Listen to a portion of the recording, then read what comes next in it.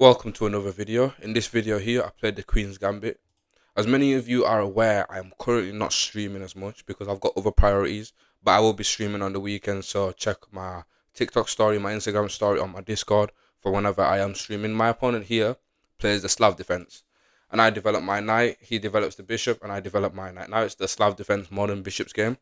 I still need to learn lines, but I'm currently using chess reps to try and learn lines, and it actually has been helping. I'm getting closer to reaching 1,000 elo again. Again, there I take on d5 and he takes back, obviously. Now I develop my bishop. He pushes the pawn, but now the knight is pinned to the queen.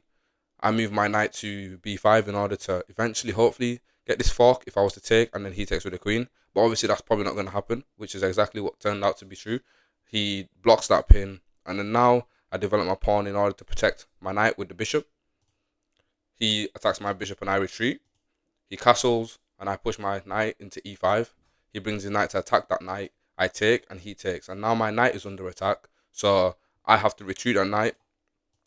And now he attacks my knight again.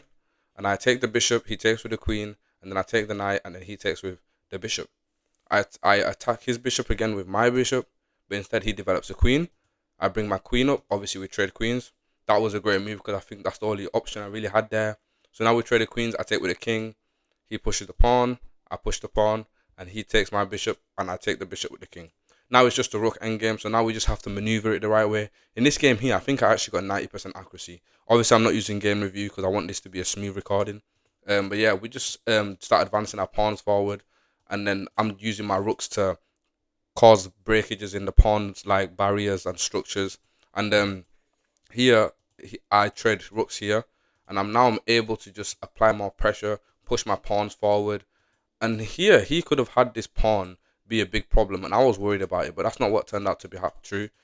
We trade rooks there, and then now what happens is I bring my queen, my king back, and he takes the pawn. But now that allows this pawn to advance and become a queen, and my opponent resigns in this position.